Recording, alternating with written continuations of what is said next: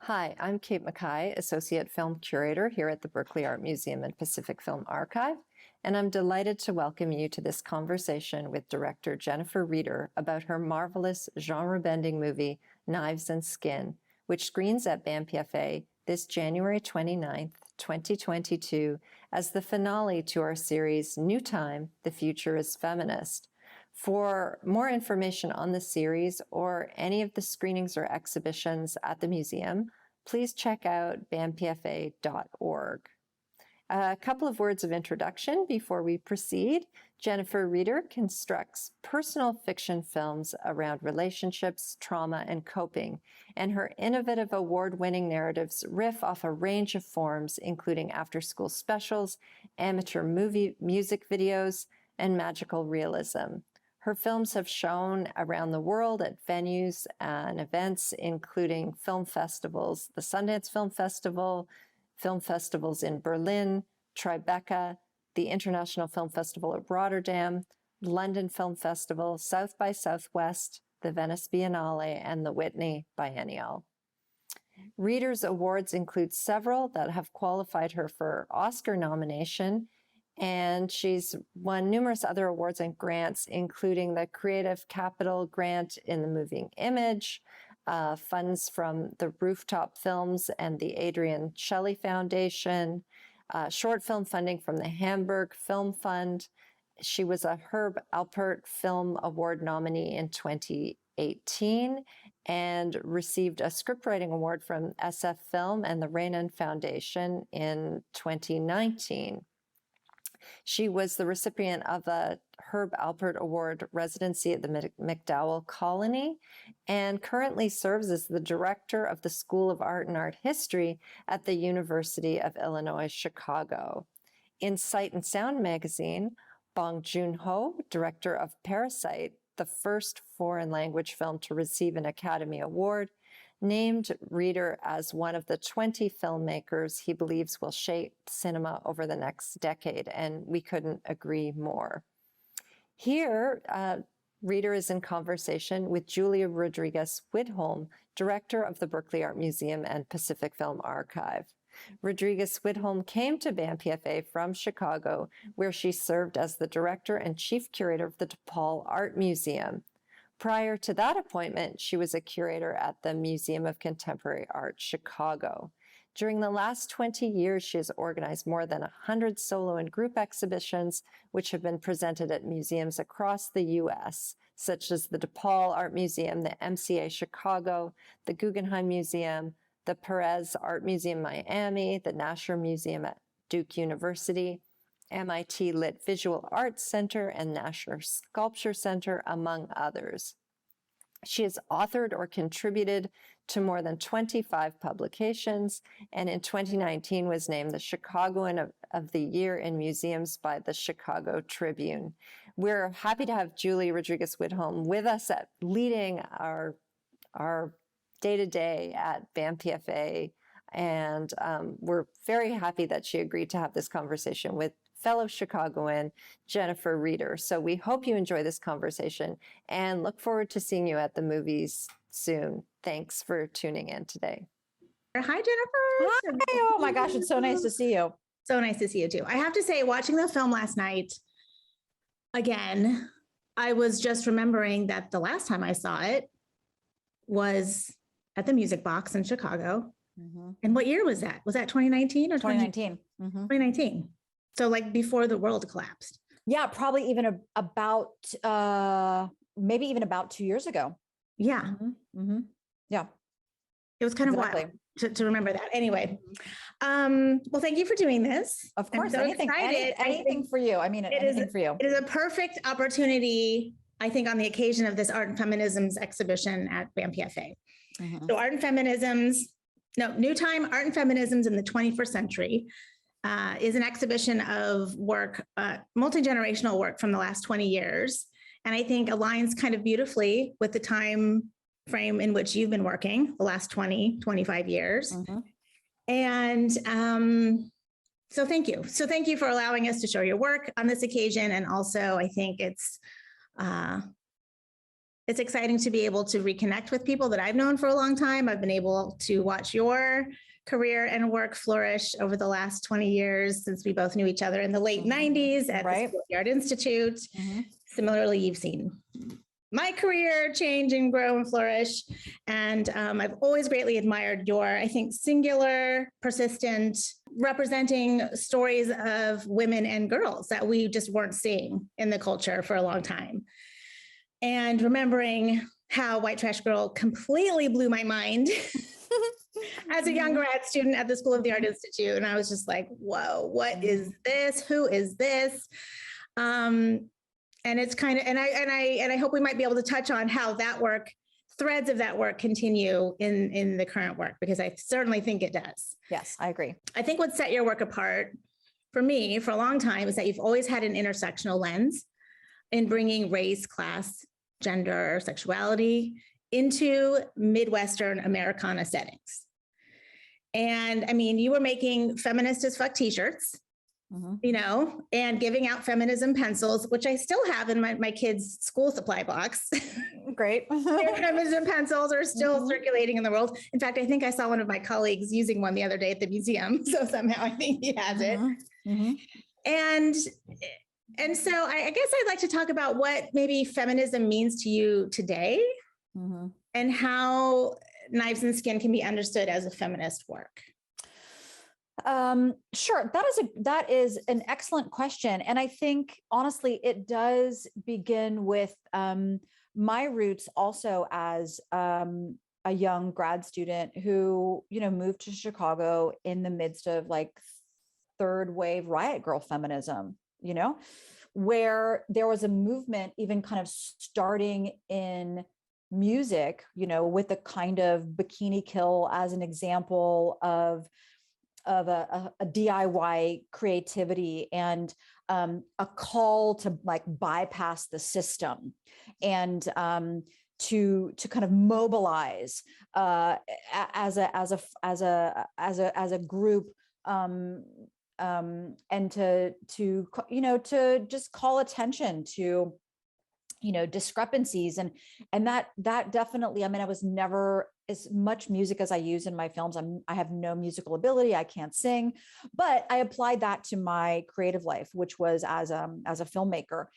And, you know, I think that White Trash Girl was born out of that kind of impulse. It was just an impulse, you know, to create this kind of avatar before there even was a word for avatar, you know, but to create a kind of a shield through that film in the character of White Trash Girl that had no fear forging into the world, that had no advantages. You know, she was not coming, I mean, she is white, but she's also, but it was something about thinking about whiteness and privilege as that gets dismantled when you bring in gender and class. And, but it was just an impulse, right? Like I didn't go into White Trash Girl intellectualizing that move. It was like a real, even kind of bratty sort of riot girly kind of impulse. Riot Girl spelled with no I and all R's, you know? Exactly. And, you know, so that was a kind of a given for me. And that came from just, you know, being in a household with a matriarch and being, you know, raised by, well, I mean, but, you know, but my father was always in the house, but he was raised by his single mother and his grandmother.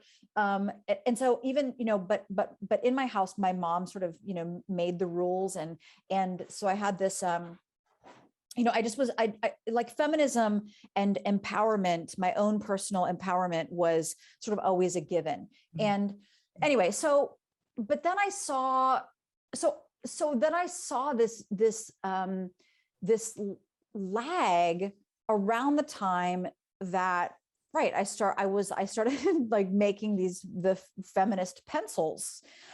And that was maybe 2003 13 or something. I mean, it wasn't that long ago, but I realized as an educator, I'm a professor at the University of Illinois at Chicago, and I realized that so many of my students, but particularly the female students, the women in the classes, had a real adverse reaction to the word feminist or feminism, and were seemed to be interested in individual empowerment and to uplifting each other, but could not kind of come to terms with the various waves of feminism.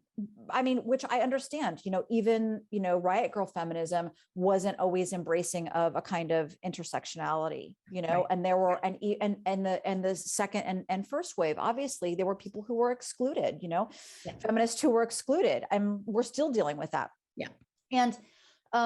And so, even though I think Knives and Skin, it's longer than the first White Trash Girl, it's got better production value. I'm no longer in front of the camera, but they are sisters, it's like, that is, I feel like, that White Trash Girl is like the sort of godmother to all of the films that have come after that. I mean, it sounds maybe such like a weird thing to say because they've all come from me, but without that initial impulse to just like take my anger and my fear, and kind of put it into this ball that became White Trash Girl, and then to make a bunch of films in between that, but then to come to, the kind of green light for Knives and Skin, which I wanted to make a film that that also dealt with empowerment, that dealt with the kind of horror of navigating girlhood, that dealt with generations of women, that dealt with the difficulties of motherhood. I mean, between since White Trash Girl, as I've had 3 children, I mean, that changes my relationship to my own identity and my own sense of kind of place and power in the world. So definitely, White Trash Girl is related to all of that stuff. And what happened, I will just say this, try to be brief about this, but it was a real zeitgeist moment, this kind of creation of those feminist pencils and those shirts, because like kind of within a 6-month period of time, we had someone like Beyonce go from not identifying with feminism at all to then having this big concert show where like her kind of backstage projection suddenly flashed, like feminist. And that was such a, like, that was, I mean, for some people, maybe that was a given of her fans, but for someone like me, and I think a lot of other people, not just women, I'm being a little binary right now, but, that was like a total game changer, to have someone who is a popular woman of color, in all of her kind of like, owning her sexuality, to sort of claim feminism, to claim feminist as as an identity was a game changer. And that was in 2014. And why would that have, like, that seems so that was like yesterday. Yeah. But that had to be, that claiming that word, claiming that ideology, and even for her kind of, claiming it or like giving everybody permission to claim it as a form of human equality, a place to sort of enact human equality, was substantial. And and now it's, I mean, I don't think that we are looking towards, a kind of a dip again. I feel like it's just kind of growing in a way that kind of, that the intersectionalness of it has changed and evolved. And, where many, all of the genders understand that, feminism is a for everyone, and, et cetera, et cetera. So, yeah. And I think that, I wanted Knives and Skin to be entertaining, but I want people to be able to come away with it, having a conversation about, about girlhood and womanhood and difficult mothers and coming of age is a lifelong process, etc. Do you, in terms of the production and your role as a director, do you have a feminist approach behind the scenes in terms of making films? For sure. I mean, I think that I would say that one of the kind of the gifts that I give myself is making films about young women, because then that means that I get to cast a bunch of young women, young people, and get to hang with them on set and share this creative process. I mean, I'm someone who writes very particular dialogue, and I don't allow for improv. I mean, I really want the dialogue to be very specific, but I've definitely had moments where I've said to, I've said to some of the girls on set, I'm like, do you guys still say slut, or is it skank, or which, like, what if I said slut, does that seem like a dusty word? They're like, no, we still say slut. And I'm like, okay, great. So, there's definitely times when I'll run things past the girls, but I think that the set, having these sets, especially with a short like A Million Miles Away, which is anybody can watch it free on my Vimeo page.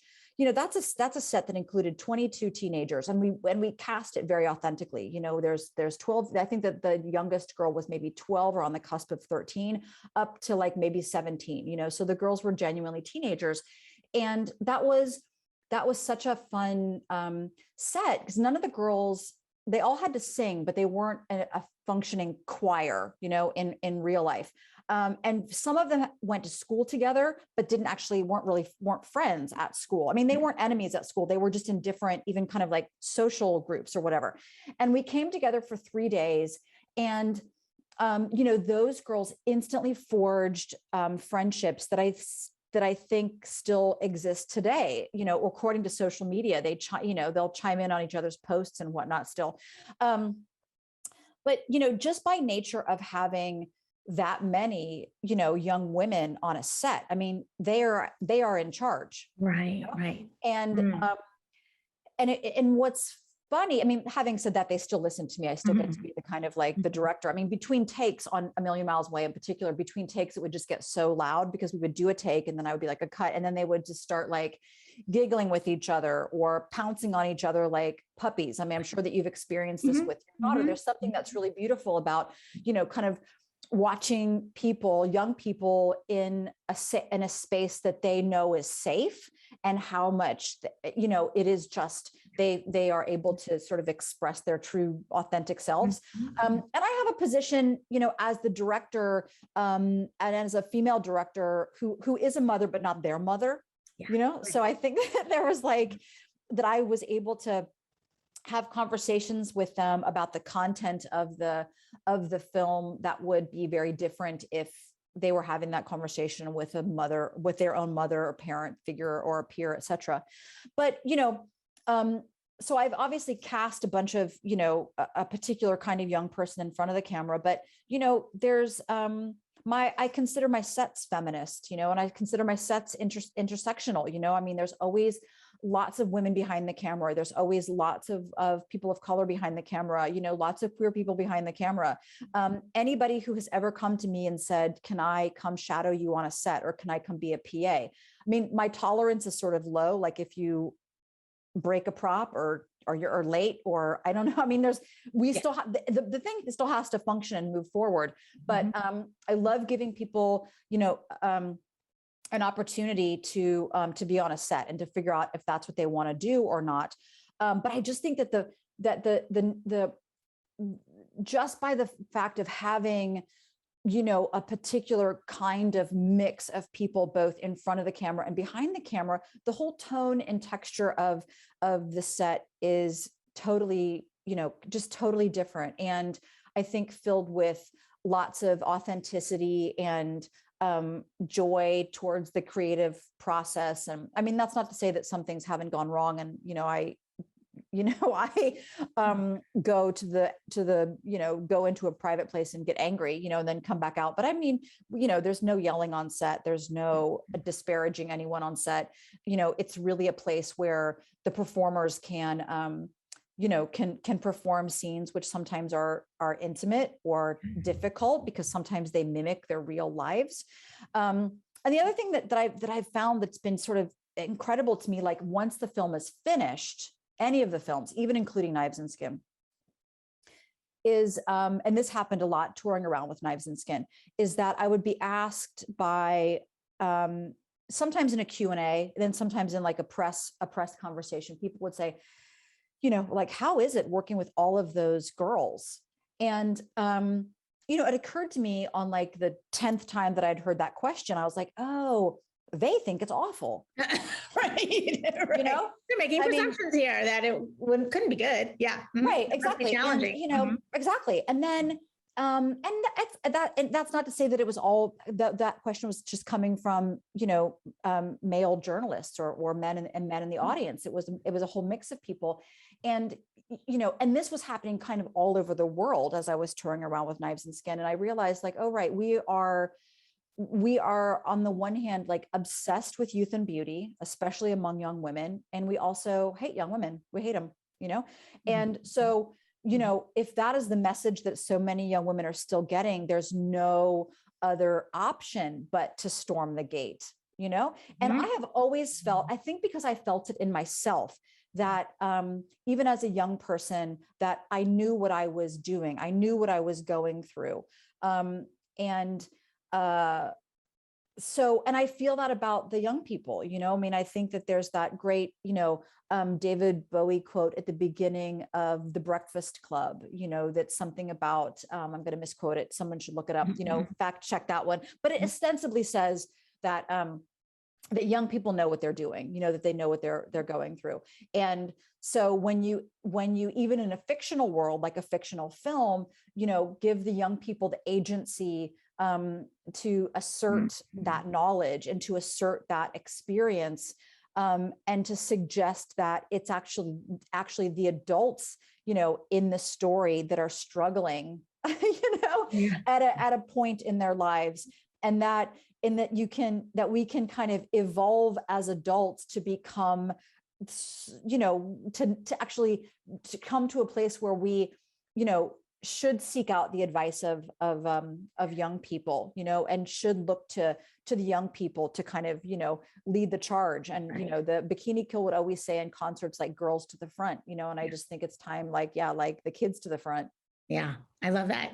So for people who haven't seen the film yet, since we will be releasing this talk before we screen the film, could you very briefly describe the plot, sort of what it's about, where and when does the story take place? Briefly. Sure. So Knives and Skin takes place in a kind of an unnamed Midwestern small town, more rural than urban.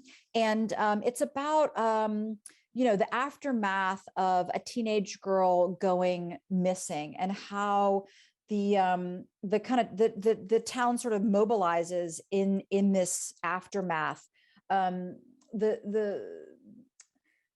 The case of this missing girl sort of sends a sense of kind of worry and urgency through this town. It's an ensemble cast, so there's lots of people involved.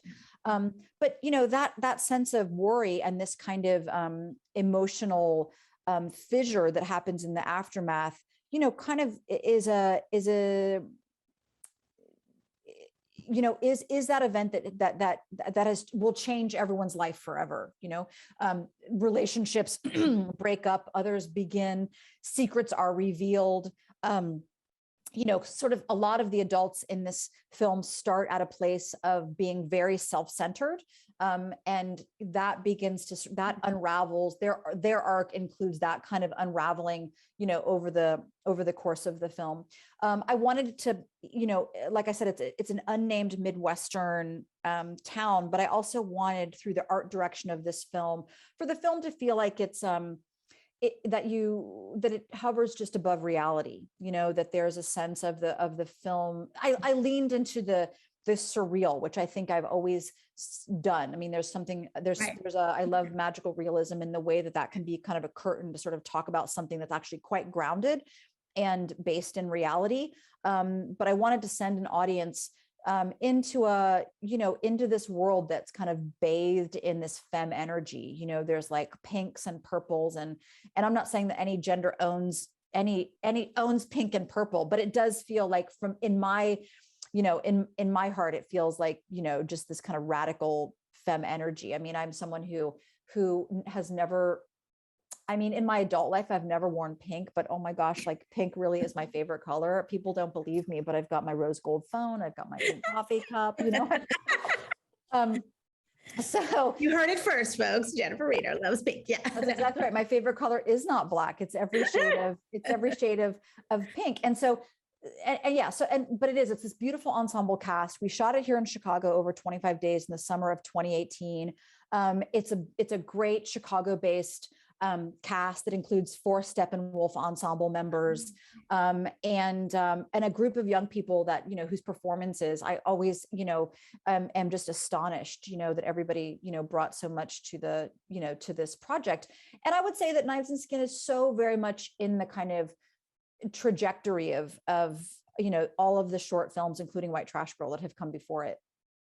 That segues into my next question, which I was wondering how, the consistent threads of your work persist in Knives and Skin, but also what you were trying out for the first time in Knives and Skin. That is a great question, right? Because if you watch A Million Miles Away or Blood Below the Skin or Crystal Lake, there's a little, pod of short films that I made in the 4 or 5 years leading up to Knives and Skin.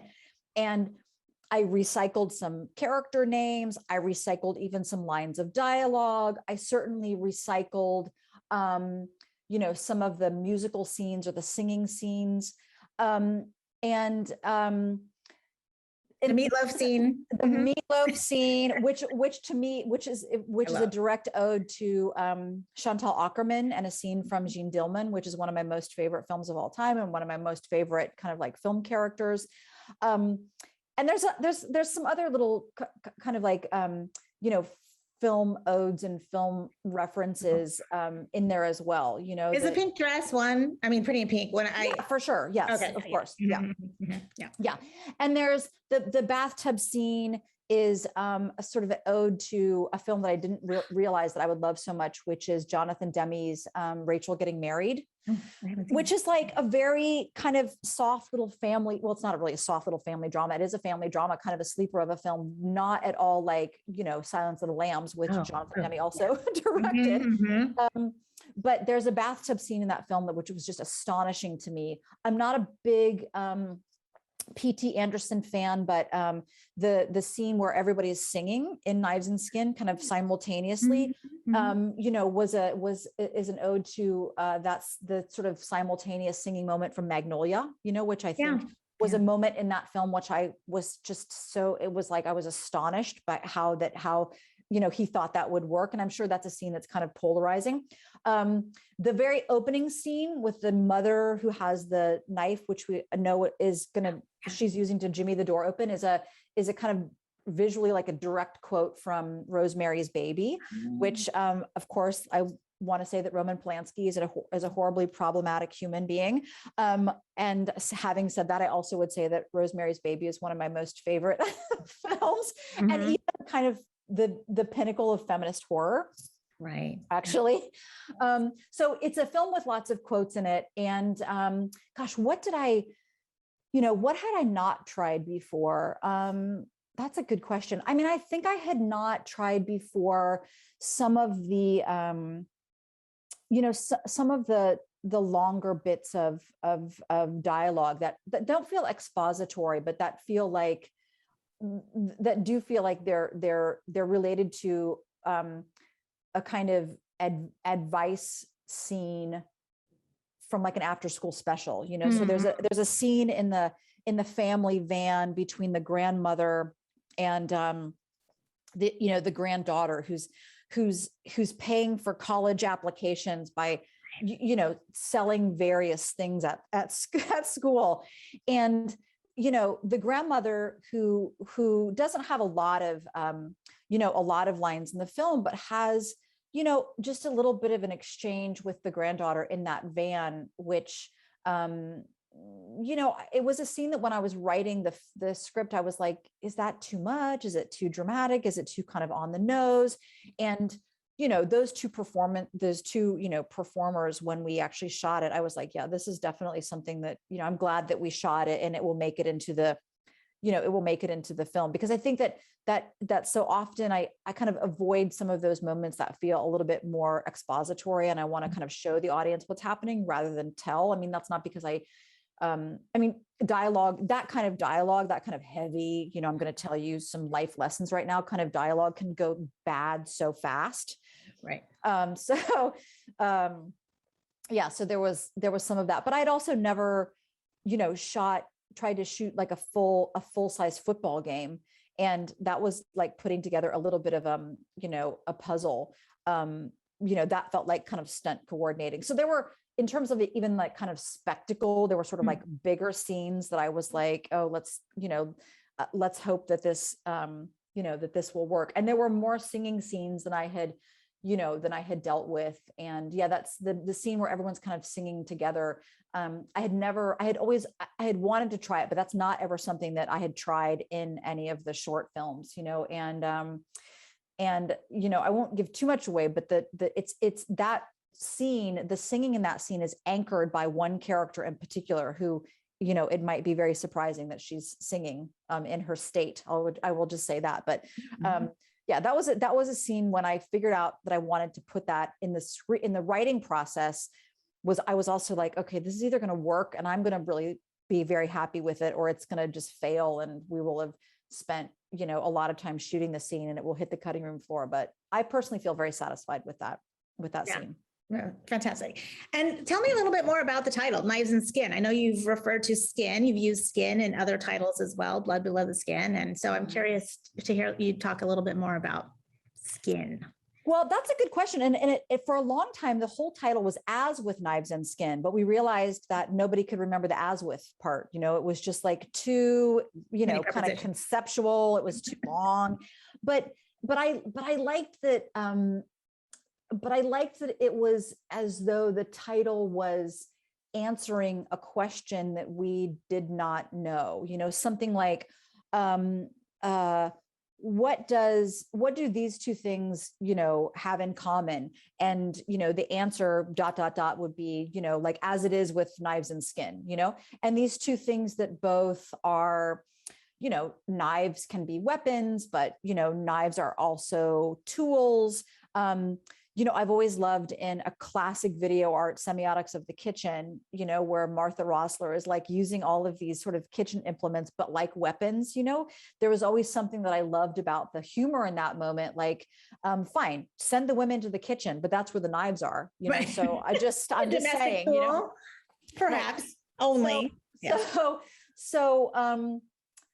And then skin, yeah, I think that, I've definitely, Blood Below the Skin, referring to a bruise. I mean, that's the title of one of the shorts that I made before Knives and Skin. And I think that skin, obviously, like, us humans and plenty of mammals, et cetera, have skin, but there's something about skin also that has felt, that word and the way that it's used, like showing skin or showing too much skin has felt kind of gendered to me, or even like skin tight, there's just like phrases and coupling other words coupled with the word skin that have kind of felt gendered to me, both that, or even kind of skin to skin, which can refer to both parents, but there's something about, that kind of first, from my own direct experience, post, a moment after childbirth, those kind of skin to skin moments. And so there's something in that word that felt personally, both of those, knives and skin, felt like, how do I embrace my own perception of those words being gendered, sometimes in a negative way, but also in a positive way. And honestly, I also just wanted to make, to give it a title that felt kind of, I don't know, curious and dangerous, that maybe there'd be a chance of sex and violence or something. I mean, and there's intimacy in this film, and there is, there's people bleeding in this film, but it's not necessarily, that title is kind of a curtain that you sort of like bring people in to sort of, they expect maybe one thing, and then they end up in the middle of a story that's about consent, and a story that's about grief, and a story that's about the particularities of desire, and the particularities of motherhood, I like provocative titles anyway, and so this one was maybe sort of like more leading than some of the other ones, but still very specific. And in some ways, now that you mention it, it really does point to, in a potentially satirical way, just horror films in general, like the bottom line of most horror films, knives, right. and, like that kind of sexualized violence. That's right. In a lot of ways too, which is I think, subtext of the show, of the movie. Yeah. Not even a subtext; it's an overt aspect of the exhibition. So, oh my gosh, what are we talking about here? It is an overt part of the story. This kind of, actually, there's a lot of sex in this film, but not a lot of enjoyment of sex in this film. And there are only particular characters that seem to have a kind of tenderness around their love story and their kind of sexual engagement. So I wonder if you could maybe talk a little bit more about that. Yeah, and that's not something, there's definitely aspects of autobiography, in this film that might be the ones that are not ones that someone would guess at, but it's not kind of my own personal thoughts about intimacy and enjoyment, but it is like, we start off in a moment that's a kind of, no means no sort of space that gets misinterpreted. And then, there's another relationship that seems to be a kind of a surrogate for what's missing in another relationship, which I don't think is all that uncommon.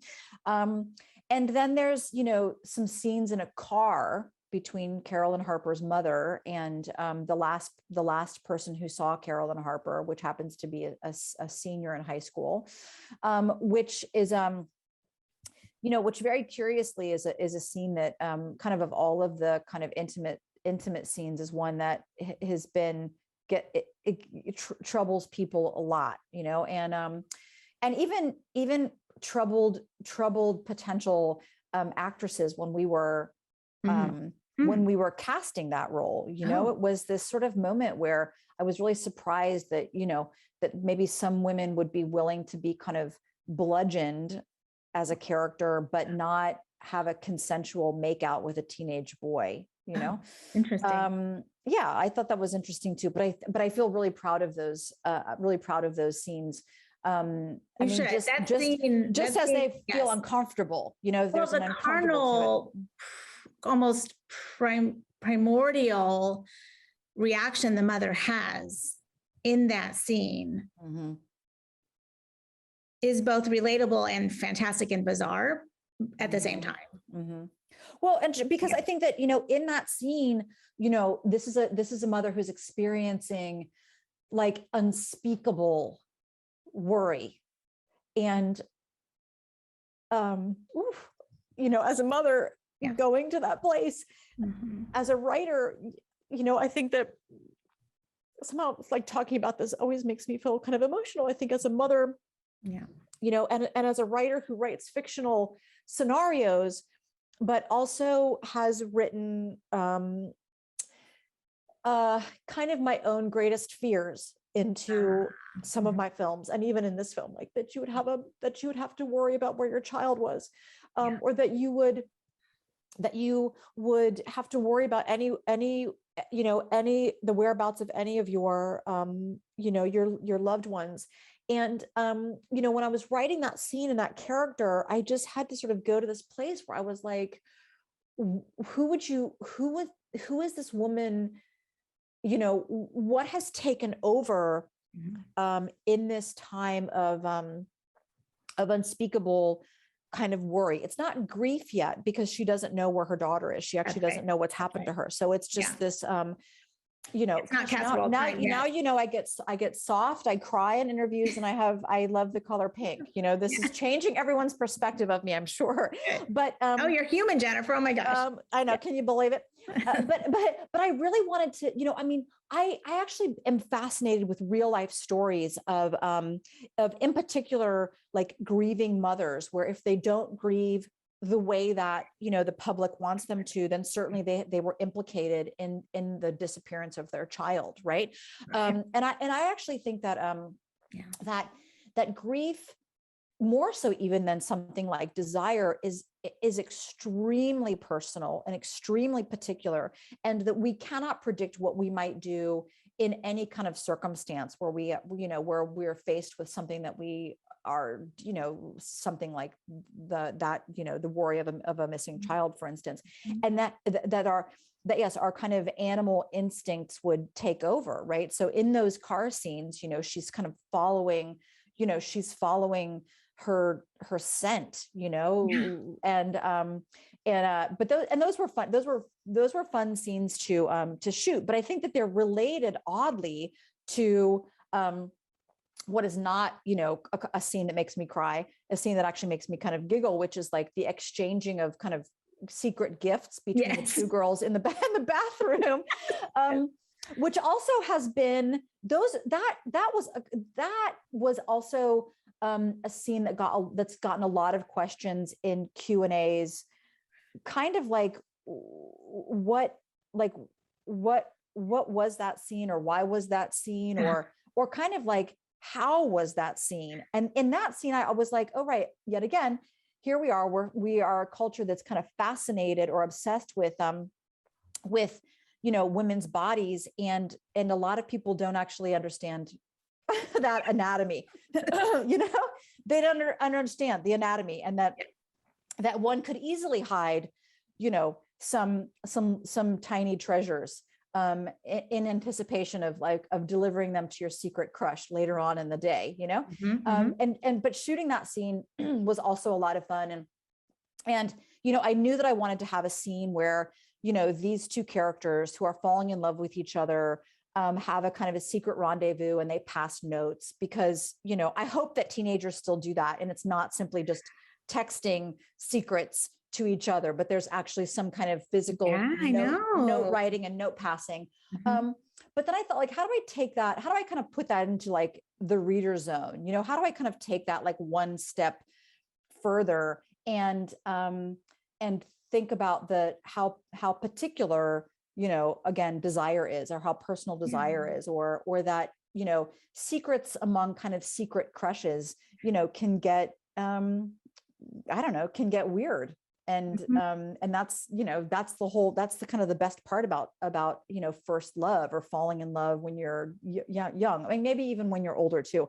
But I remember thinking like, oh, right, I think that they should pass little objects to each other, but that they've kind of, kept sort of in secret places, during the day. And that we would see some of those, objects later on. And that scene was primarily fun to shoot because neither the girls in that scene nor me knew what was coming next, so I was like very far away from, I knew what the whole layout of those objects were. I knew what we had to offer them, but I was at a monitor kind of far away from the action. And so I would just see like a little thing kind of come up through the bottom of the frame, and there's a reason that there's some like really kind of delightful, funny, surprising, objects. But I think that there's something like to contrast and compare between the scene in the car with Lisa Harper and Andy, and then the bathroom scene, with the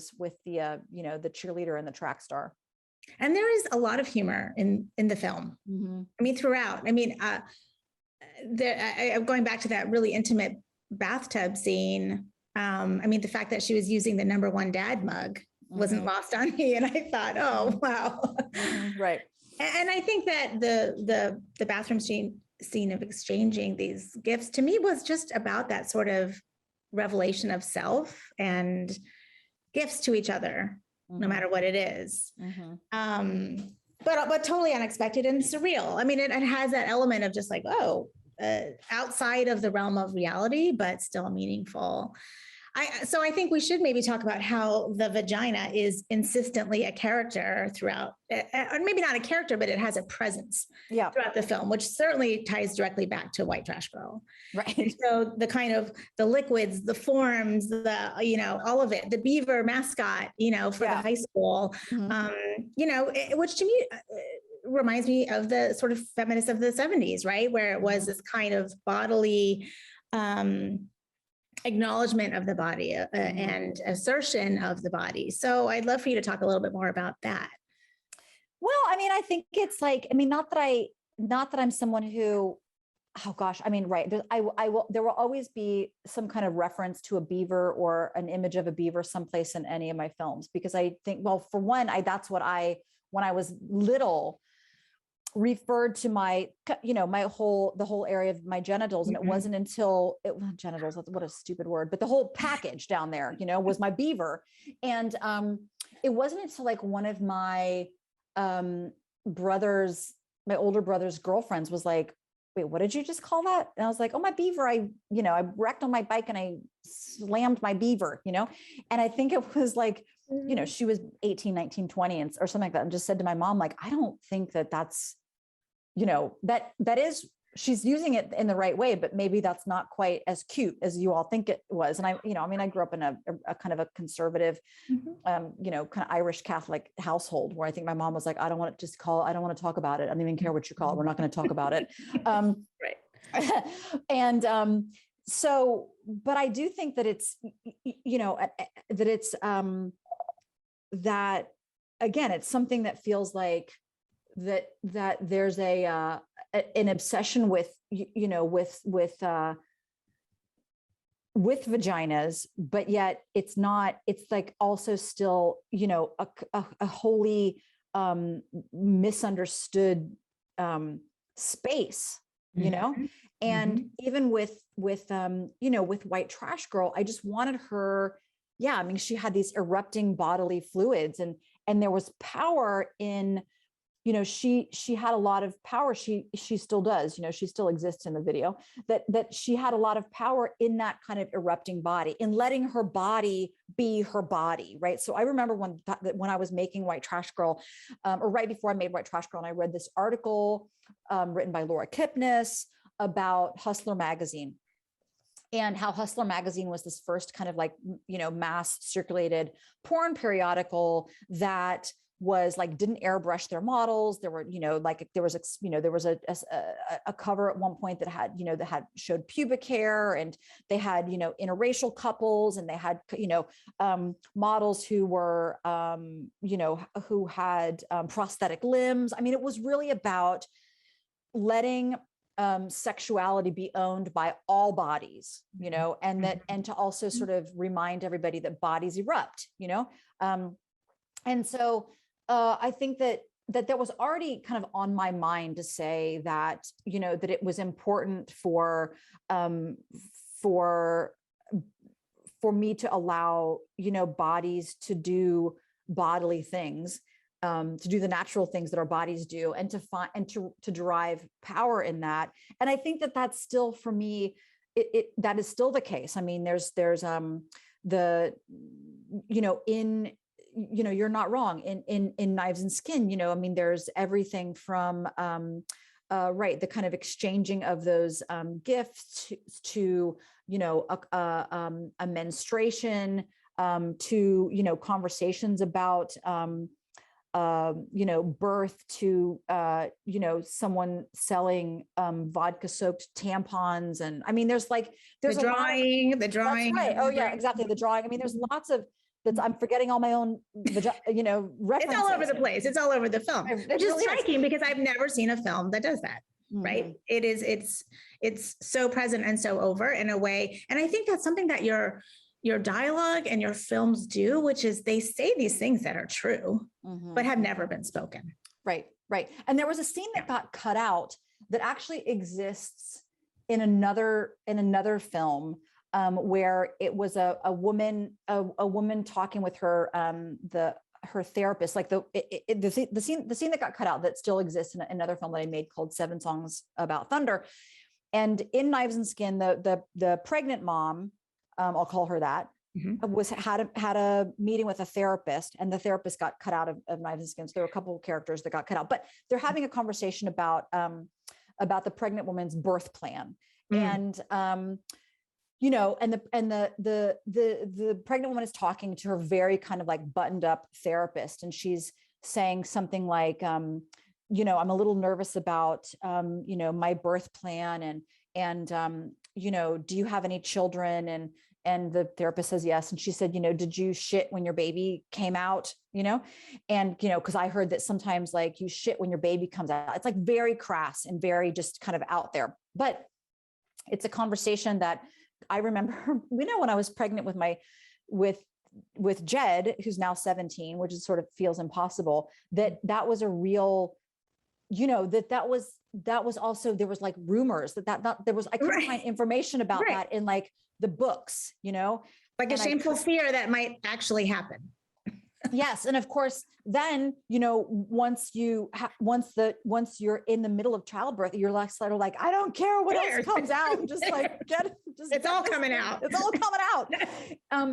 But I think that there's still, you know, there's still these incredibly common bodily things that happen that, you know, we don't talk about, you know, I mean, I've had a miscarriage. I don't know any woman who has not had a miscarriage. You know, I know, you know, I mean, we talk about terminations of pregnancies. I mean, I don't know, there's still these things that are particular to certain bodies that are common, are normal. And you have to kind of find the kind of back channel to have that, you know, to have that conversation. And still, you know, the stigma, the shame around things that are perfectly normal biological. That's right. And so I wanted, you know, it's like, I mean, Knives and Skin is definitely a kind of like more is more, you know, I mean, it really is like, I just put a lot of stuff in there. I mean, like I said, there's a lot of stuff that didn't, if you can imagine, there's a whole character and a whole storyline that, you know, that had to hit the cutting room floor. And I feel fine about that. But I definitely, you know, wanted to kind of stack, you know, kind of problems on top of problems on top of problems, because I actually do think that feels more, you know, authentic to life. And especially, I mean, I didn't, you know, this isn't, I mean, I didn't make this film anticipating a global health crisis, but I think that we have all in this past, you know, almost 2 years now experienced another kind of stack of new problems, new issues, death and sickness and worry, and we could go on and on, you know, that's compiled with almost no mechanism to sort of slow it down, you know, no mechanism to kind of unpack it, you know, and so to say, but, you know, I mean, White Trash Girl was kind of is definitely over the top, and more is more. So that's always like been a little bit of my own instinct, is to you know, which is also a critique of many women, is like just too much, right? Right. You're just too much. Rein it in, lady. Rein it in. That's right. That's right. And I think, you know, and in particular, you know, I mean, I feel like there's a little bit of me in, you know, all of the mothers who, you know, appear in Knives and Skin, and it felt, you know, it was also interesting, again, touring around with Knives and Skin and having people, you know, sort of say like, how can you think of this as a feminist film when, you know, what happens to Carol and Harper happens to Carol and Harper, you know, and then, and also kind of presenting, you know, these various mothers as like, you know, having kind of murky ethics and being sort of despondent mothers, and that just reinforces this idea of the kind of myth of motherhood, right? And sort of like what is magically supposed to happen to you when you become, you know, a mother, let alone sort of like shedding your own identity, but somehow you have, you know, you're impervious to mistake making, or you're impervious to sort of, you know, the kind of murky ethics. I mean, I could go on and on, or you know, you are, you know, separated from your, you know, from your sexuality, you know, et cetera, et cetera. I mean, we could go on and on. And so anyway, but those, you know, those moms were fun to, you know, fun to write. And I mean, you do a brilliant job of, in some ways, incorporating these archetypal characters and archetypal relationships, but in very specifically quirky, unexpected characters. Yeah, and that was on purpose also. I mean, I kind of, at the end of the day, I mean, there's a lot of melodrama in this. It is kind of an after school special. It is kind of a soap opera, you know, I mean, and that all is very intentional. And I did, you know, it's intentional that the sheriff is always in his sheriff's outfit, or the, you know, the pregnant mom is always in her kind of diner uniform. I mean, I wanted to sort of create these emblematic characters. You've got the preppy cheerleader, and you've got the jockey football player, and you've got the kind of goth girl. Because I do think that, especially among young people, you know, I mean, definitely everybody's kind of trying on new skins. There's that word again, you know, to sort of like figure out who you are. And a lot of that does have to do with kind of what music are you listening to? What books are you reading? You know, what's your hair look like? What clothes are you wearing? You know, and people do still kind of, as a place to again, maybe kind of organize one's own, you know, identity to kind of, you know, fit into, or figure out, like, am I a band person? Am I the cheerleader? Am I a jock? Am I a whatever? And without judgment, you know, we're not, you know, you can do that without, you can kind of place yourself in one of those categories. You can place other people in those categories without necessarily judging it. And so I wanted to have these kind of like, oh, that's the kind of, you know, that's like the pretty mom, that's the crazy mom, that's the milfy mom, whatever, you know, but then all of those, I wanted the expectations for those characters to also totally unravel. So by the end of the film, you know, that everybody gets to have a little bit of all of that stuff, and that, but they also become, they're also, you know, human and authentic, you know, because I think that, gosh, we are like just these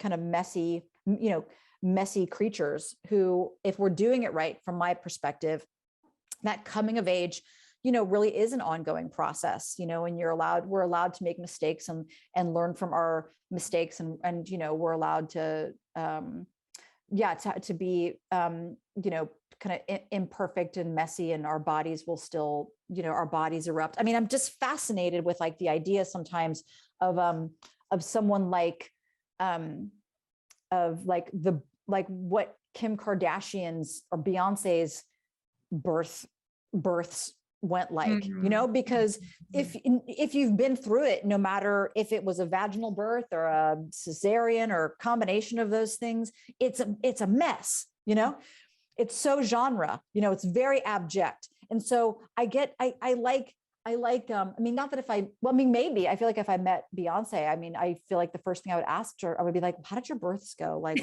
how was that? You know, I mean, only because I think that there are certain people who still have this uphold a kind of public image that says like, I do not shit, I do not, you know, blah, blah, blah. But that still, there's something about that, that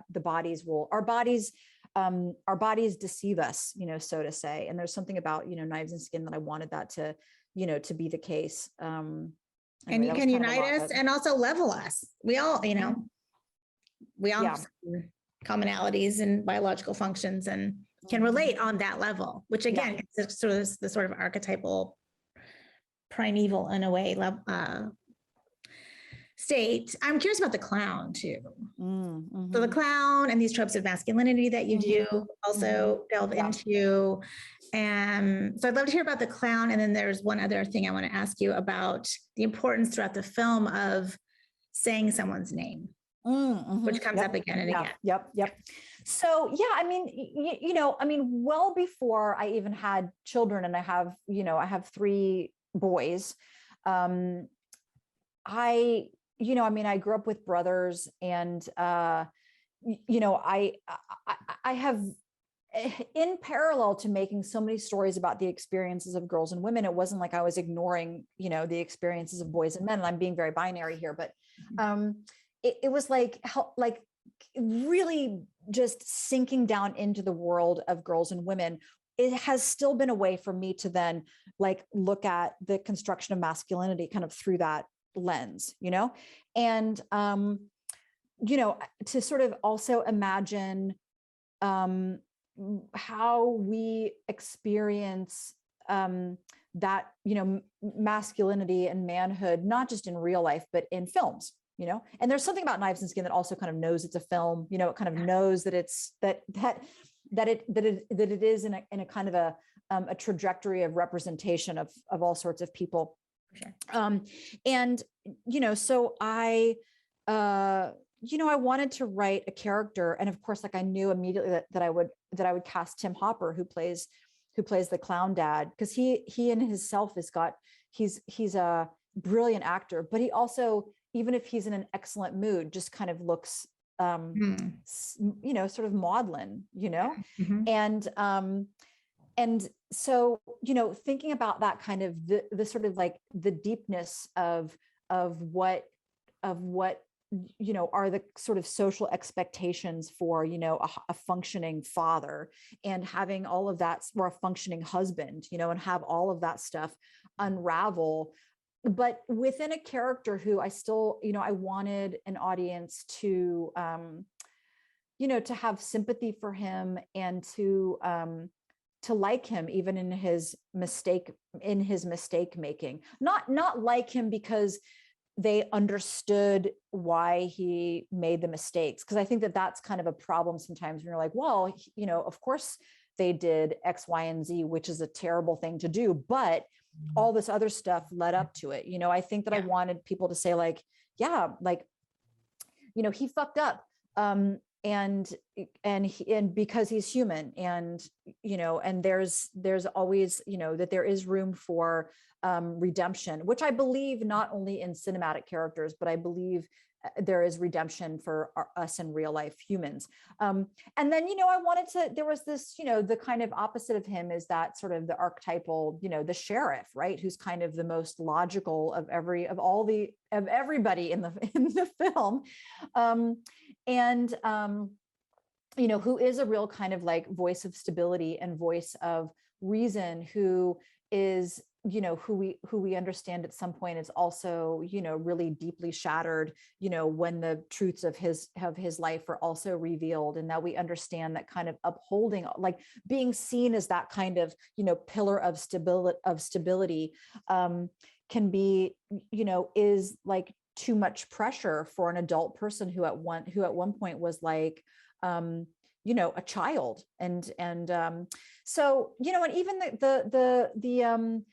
the boys, I mean, I think that there's the young men, there's like lessons for them to all learn. And I think that in the character of Andy, it just felt really important to me that we give him a chance to learn from his mistakes. I mean, I think that so much of what I hope that people continue to take away from like the Me Too movement is this idea that, we cannot make assumptions that men know how to act and then they do the opposite.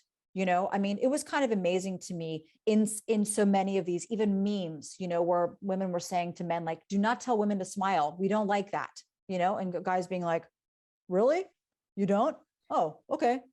I'll stop doing that. Or women don't like to be called that, or women don't, or people like don't, and so I think that it feels important that in this film that there are people who are kind of called out on their bad behavior and given an opportunity to correct that, and to learn from that. Because I also believe that, we make assumptions on the other side, myself included. I've made assumptions about why people behave the way that they do, thinking like, well, surely they know that that's offensive and they're doing something else. I mean, I've been going through these like implicit bias trainings at UIC, and it's really fascinating to have sort of forgiveness around bias, and to understand, why we say this thing, why we behave the way that we do, and that unless we, call out that behavior, but in a kind of a calling in also, not in a kind of canceling. Like, I think that for Andy, the jacket that he gets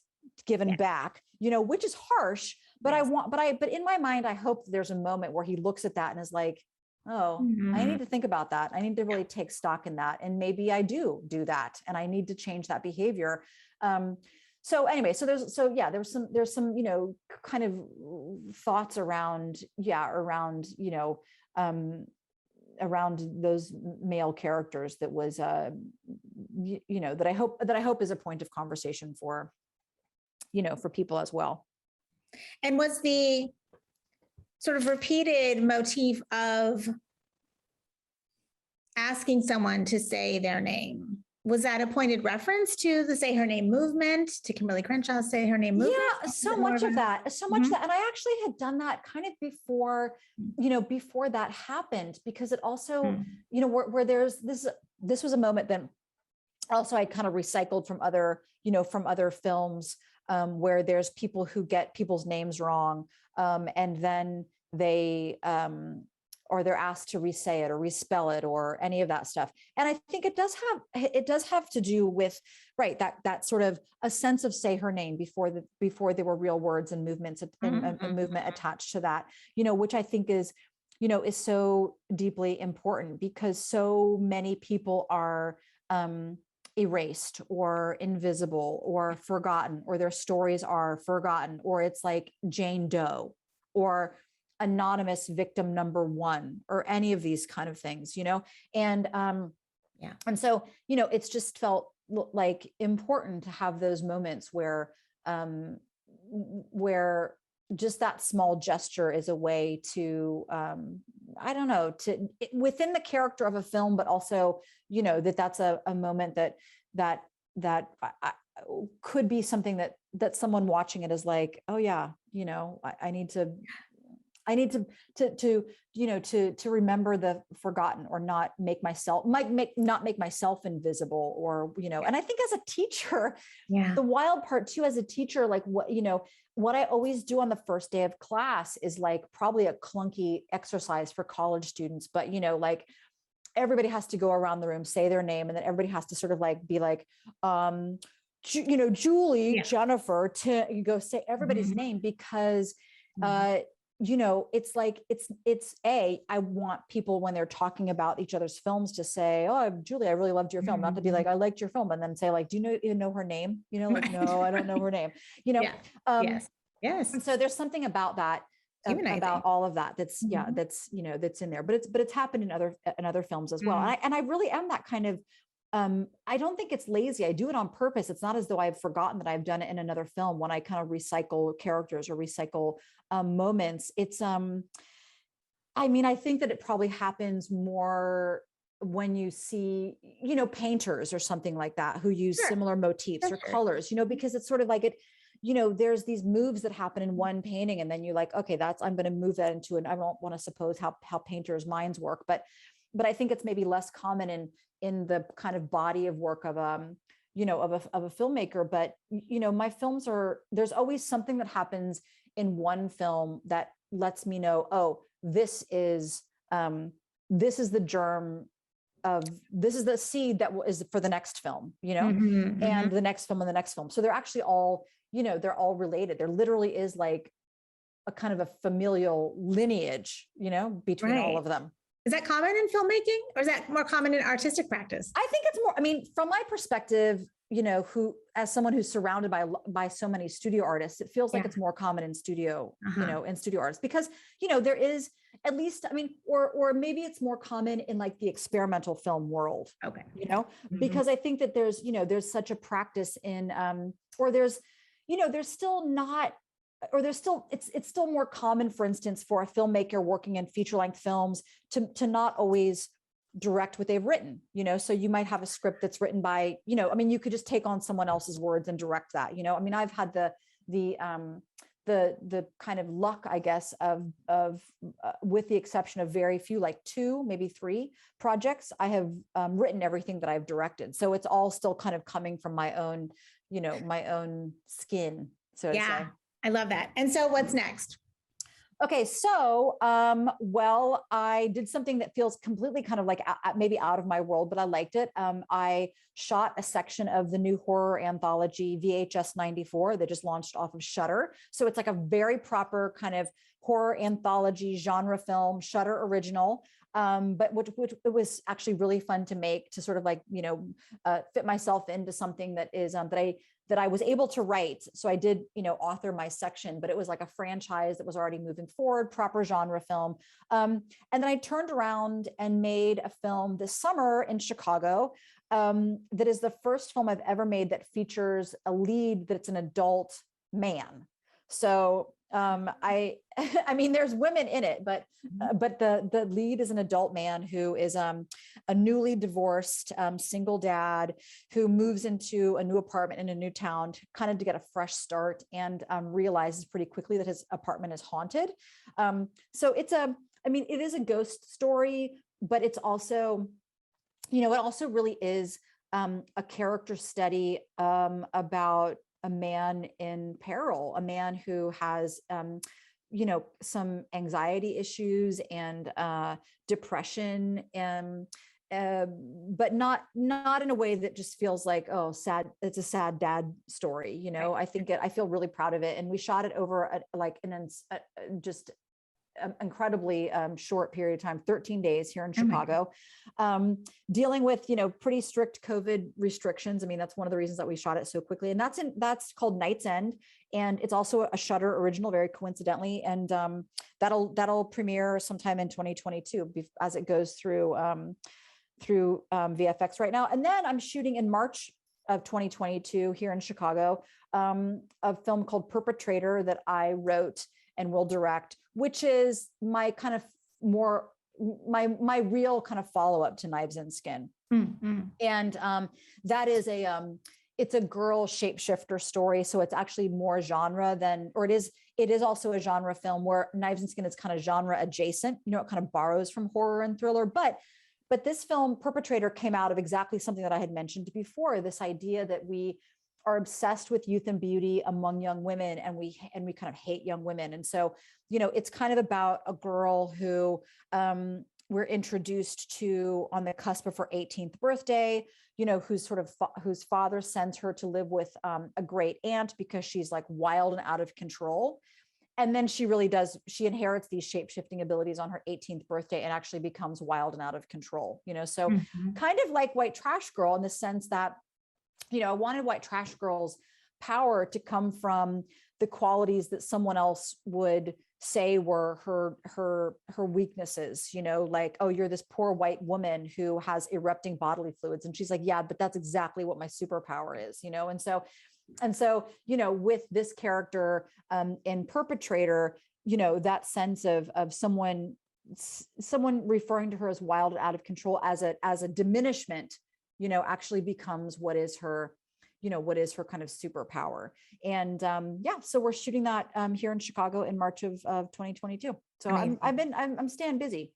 You are very busy and very prolific and amazing. Thank you, Jennifer. Thank you, Julie. It was so nice to talk to you. I would talk to you about anything. Thank you. Well, we will have a part 2 at some point, because there's much to discuss. I didn't even get through all my questions, but it is time to wrap up. So great. Thank you, Jennifer. Much appreciated. Take care. Bye.